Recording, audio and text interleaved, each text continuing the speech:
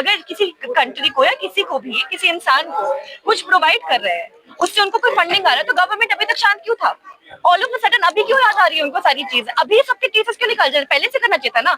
जब वो पहले गवर्नमेंट का तारीफ करता था, हमारे प्रधानमंत्री का तारीफ करते थे, वो तब क्यों उन्होंने बोला? पहले कुछ टाइम पहले तक लाइक चाइनीज एजेंट थे, अब चाइनीज से पाकिस्तानी एजेंट हो गए। इस तरह से आप लोगों के साथ नहीं खेल सकते ना। कोई भी टैग आपको अपने कन्वीनियंस के हिसाब से लगाना है, आप लगा दें। सोनम वांगचुक जैसे लोगों को बाहर निकाले, उनको बात करने दें क्लाइमेट के बारे में, क्योंकि वो खुद रहते हैं हिमालयन बेल्ट पे। हम जो हिमालयन बेल्ट पे लोग आते हैं, हमें सफर करना पड़ रहा है। हमें पता है हमारा एग्रीकल्चर कितना सफर हो रहा है, कितना कुछ हो रहा है, और हमें आंदोलन रोकेंगे नहीं। हम सब लोग आगे बढ़ेंगे और लड़ेंगे, क्योंकि अगर आप ऐसे लोगों को अंदर रख दोगे जिनको नॉलेज इन चीजों के बारे में, तो पार्लियामेंट में तो वैसे भी आते करप्टेड लोग बैठे हुए, क्रिमिनल केसेस के साथ बैठे हुए, जिनको कोई नॉलेज नहीं है। ये गांधी का देश है। ये जितनी भी लोग गालियां देते हैं सत्ता में ना बैठकर, पर सत्ता में बैठने के बाद सबको गांधी के आगे झुकना पड़ता है। तो ये गांधी का देश है, यहाँ पर वायलेंस नहीं। स्टूडेंट्स ऑब्वियसली आएंगे सोनम वांगचुक के इशू पे, क्योंकि हम बड़े हुए हैं उनका मूवी देखकर, हम इंस्पायर होते हैं उनसे।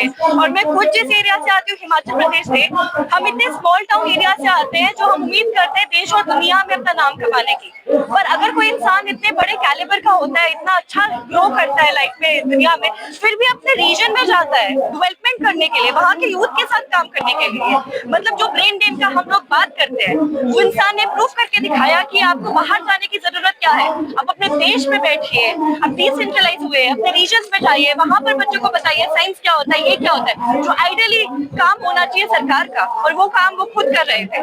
अब ऐसे इंसान को टारगेट करोगे तो स्टूडेंट्स क्यों नहीं उठेंगे? वो हमारी इंस्पिरेशन है, हम उनको लुक अप करते हैं, उनका मूवी देख के बड़े हुए हैं, उनसे सीख के बड़े हुए हैं।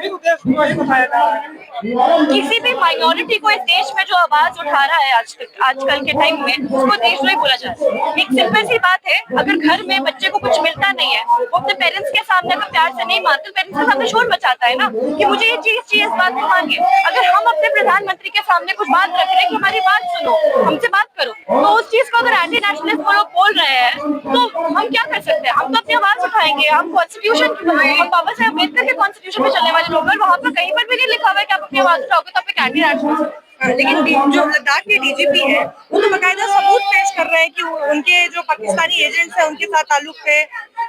देखिए, ये जो मैटर है, अब ये मैटर वो जो भी बोले उससे कुछ नहीं होता है। वो जो जिस तरह से उन्होंने अटैक किया, जिस तरह से उन्होंने केसेस उनमें किया, अब वो जो सोनम वांगचुक जी की जो वाइफ है, वो जुडिशरी तक जा चुकी है। अगर आपको वो, आप एक प्रेस कॉन्फ्रेंस करवाओ, सारी टीम बिठाओ और एविडेंस प्रूफ करो। उनके जो एक नॉमिनल और रियल का डिफरेंस होता है ना, कि गवर्नमेंट हमारे साथ खेलती है नॉमिनल प्रूफ दिखाकर, रियल प्रूफ नहीं दिखाती है, उस तरह से खिलवाड़ करती है ताकि आम जनता को, क्योंकि अगर जो 90% लोग हैं वो सपोर्ट कर रहे हैं, और जो 10% लोग जो सपोर्ट नहीं कर रहे हैं, उन लोगों को वो सपोर्ट क्यों नहीं कर रहे हैं, उनको रीजन ही नहीं पता।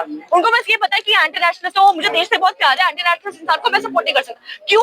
वो ये गवर्नमेंट भी रीजन नहीं बताना चाहती है। वो ये नॉमिनल के साथ गेम खेल रही है ऊपर नीचे, कि वो ऐसा है वैसा है, इसलिए एंटी नेशनलिस्ट। कौन पढ़ने की बात सामने आ रही है? वो अगर किसी को साइंटिफिकली, अगर किसी कंट्री को या किसी को भी, किसी इंसान को कुछ प्रोवाइड कर रहे हैं, उससे उनको कोई फंडिंग आ रहा है, तो गवर्नमेंट अभी तक शांत क्यों था?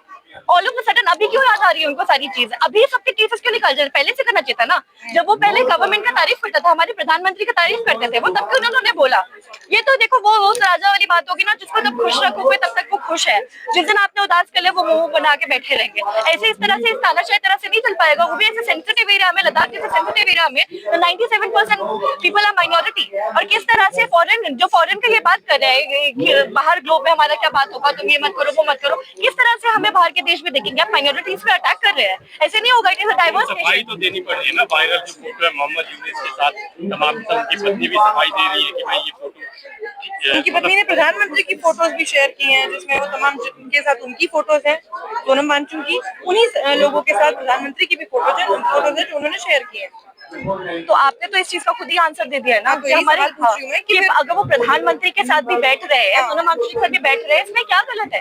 और अभी जो सिचुएशन है वो चीज का वो कर रहे हैं कि अच्छा ठीक है, ये वो है, वो कैसे टैग लगा कि आप अपने जियोपॉलिटिक्स इंटरेस्टिंगली वो नहीं कर सकते। कभी पहले कुछ टाइम पहले तक लाइक चाइनीज एजेंट थे, अब चाइनीज से पाकिस्तानी एजेंट हो गए। इस तरह से आप लोगों के साथ नहीं खेल सकते ना। कोई भी टैग आपको अपने कन्वीनियंस के हिसाब से लगाना है, आप लगा दो। और ये जो टैग लगा है, किसके साथ आप बैठ रहे हो, किसके साथ आप खा रहे हो, दैट इज इररिलेवेंट। आपका जो टॉपिक है, जो वो जिस चीज पे वो डिबेट कर, जिस चीज पे वो प्रोटेस्ट कर रहे हैं, जिस पे वो बात करना चाह रहे हैं, उस चीज के लिए आप एक कमेटी बिठा दो।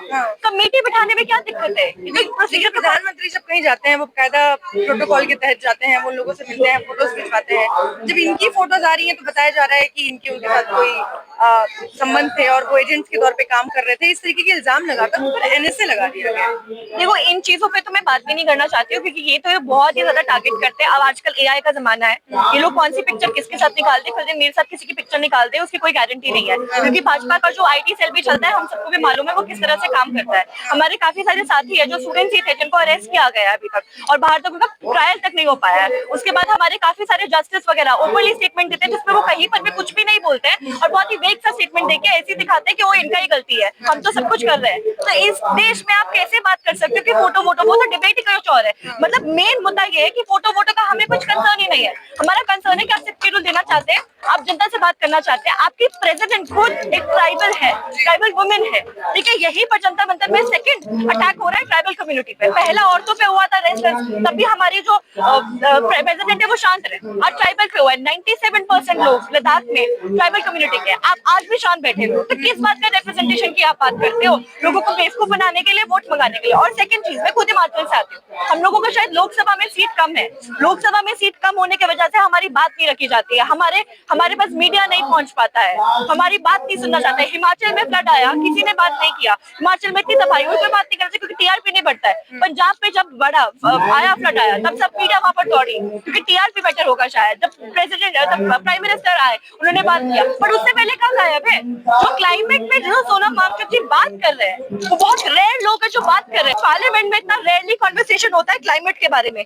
इट इज हाईली शेमफुल जब पूरी दुनिया क्लाइमेट पे बात कर रही है। हमारा देश आज भी जाति की वजह से मारा जा रहा है, धर्म की वजह से मारा जा रहा है। It is high time that हम सोनम वांगचुक जैसे लोगों को बाहर निकाले, उनको बात करने दें क्लाइमेट के बारे में, क्योंकि वो खुद रहते हैं हिमालयन बेल्ट पे।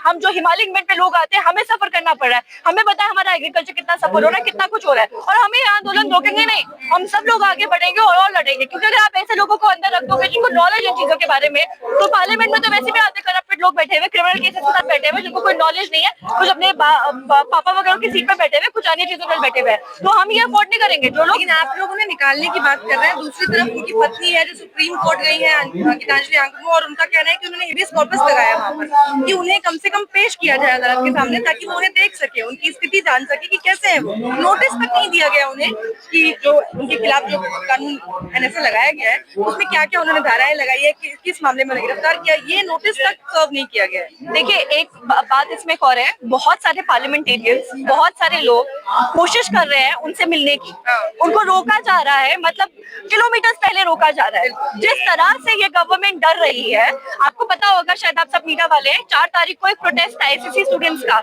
मुखर्जी नगर में। वहां पर जिस तरह से डिप्लॉय की गई पुलिस, सारी फोर्सेस, ठीक है, हमें विश्वास नहीं हो पाता कि स्टूडेंट और एक इंसान ऐसे दहशत में कैसे जी सकता है। आज एहसास होता है जब आसपास लोगों को हमें देखने को मिलता है। आपने इंटरनेट सर्विसेज वहां पर हटा दी है लद्दाख में, आप ऐसे दहशत में कैसे लोगों को रख पा रहे हो अंदर? उनके अंदर फियर जनरेट होगा, ये गवर्नमेंट को समझना पड़ेगा। फियर जनरेट होगा तो रिटेलिएशन होता है, वो मॉब बन जाता है। आप आराम से लोगों से बात करोगे तो हम सुनेंगे, हम वेलकम करेंगे।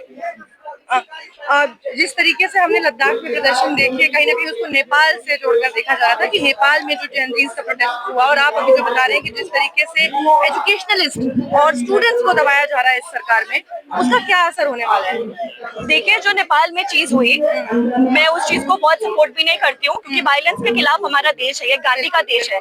ये जितनी भी लोग गालियां देते हैं सत्ता में ना बैठकर, पर सत्ता में बैठने के बाद सबको गांधी के आगे झुकना पड़ता है। तो ये गांधी का देश है, यहाँ पर वायलेंस नहीं चलेगा। पर जिस तरह से ये लोग इंस्टिगेट कर रहे हैं, ये क्या एक्सपेक्ट करते हैं, और इतने सेंसिटिव एरिया में, तो उस चीज को तो बिल्कुल नहीं। और ये गवर्नमेंट बहुत इंटेंशनली ऐसे शब्द इंस्टिगेट करने के लिए मासेस को जेनजी जैसे शब्द यूज कर रही है। आज से पहले तो आपने जेनजी की बात नहीं किया, और जो लोग बैठे हुए हैं वो सब लोग 25 से बड़ी उम्र के हैं, समझदार लोग हैं। कौन जेनजी है? जेनजी कौन से वो एज में आता है? बट आप ऐसे इंस्टिगेट नहीं कर सकते हो मासेस को, इंस्टिगेट करके, ताकि आप खुली छूट हो जाए आपको अटैक करने की मासेस पे, कि तुमने तो ऐसा किया था, तुमने तो वैसा किया था। जैसे कि बहुत ओपनली एनआरसी वगैरह के प्रोटेस्ट के टाइम कुछ मंत्रियों ने बोला था, कुछ मिनिस्टर्स ने ऊपर बोले थे कि गोली मार, तो ये चाहते कि इंस्टिगेट करें मासेस को, पर हम कोई अनपढ़ मास नहीं है ना, वो अनपढ़ नहीं है, हम पढ़ लिख के बात कर रहे हैं। आप अगर लद्दाखी स्टूडेंट से बात करेंगे, आप अगर हिमालयन बेल्ट के स्टूडेंट्स, क्योंकि मैं खुद एक ऐसे एरिया से आती हूँ जो काफी कम पॉपुलेशन है, हमारे पास सिर्फ सही में एक ही चीज है जिससे हम जिंदगी में आगे बढ़ सकते हैं, वो है हमारी पढ़ाई लिखाई। तो हम पढ़ा लिखा होता है, बेवकूफ नहीं बना सकते। और पढ़ा लिखा का मतलब बिल्कुल भी शिक्षा से नहीं होता है, समझ से होता है। तो समझदार है, हम समझते हैं चीजों को, तो आप ऐसे हमें वो नहीं कर सकते, भड़का नहीं सकते कि जल्दी बोल के हमें भड़का दो या ऐसी कुछ चीजें। लेकिन अब ये प्रोटेस्ट जो है सोनम वांगचुक को लेकर हो रहा है, लगातार लोग अपनी आवाजें उठा रहे हैं, आपको क्या लगता है इसका कुछ असर होगा? क्योंकि 2020 में ही दिल्ली दंगों में हमने देखा था, दिल्ली में वो लोग जो आज तक हिरासत में है, यूएपी उन पर लगाया गया है, उनके ट्रायल्स नहीं शुरू हुए हैं। इसी जंतर मंतर से उनके परिवार आके गुहार कर रहे हैं कि कम से कम न्याय तो मिले, ट्रायल तो शुरू हो। आपको लगता है एनएसए में इतनी जल्दी कोई कार्रवाई करेगी सरकार? देखिए, मैं एक चीज मानती हूँ कि अब एक और नया क्रांति आ गया है देश में, जो कोई बात पहले क्लाइमेट पे कर भी नहीं रहा था, अब सोनम वांगचुक जी के अरेस्ट के बाद शायद क्लाइमेट पे बात हो रहा है। जहां जहां लोगों को सफर करना पड़ेगा बिकॉज ऑफ क्लाइमेटिक चेंजेस, और ये इतना बड़ा इशू है जिसपे कोई बात नहीं कर रहा है, like nobody wants to talk about it, क्योंकि हमें अभी भी कम्युनल चीजों में पड़ा खा रहे हैं। तो जहां जहां क्लाइमेट की वजह से लोगों को सफर करना पड़ेगा, सोनम वांगचुक जी का नाम सब लोग याद रखेंगे। अब ये बहुत बड़ा आंदोलन, वो एक विचार बन चुके हैं, जो क्लाइमेट पे इंसान बात कर रहा था, क्लाइमेट की वजह से 6 शेड्यूल मांग रहा था, बहुत सारी अन्य चीजें, तो आप उनको भुला नहीं सकते हो। अब वो बहुत रेलेवेंट हो चुके हैं, आपने खुद ने हर बार रेलेवेंट बनाते हो आप लोगों को, आप लोग इनके बारे में पढ़ेंगे और समझेंगे, और ये जहां पर भी चीजें होती रहेगी, ये चीजें मुद्दे उठाए जाएंगे। एक तरफ से दूसरा नैरेटिव सेट किया जा रहा है, उनको विलन, आपने तो नेशनल मीडिया पे शायद देखी होंगी रात को जो डिबेट्स होती हैं, विलन हीरो या विलन, इस तरीके के अब बाकायदा टाइटल्स के साथ शोज चलाए जा रहे हैं, उसका कितना फर्क पड़ेगा?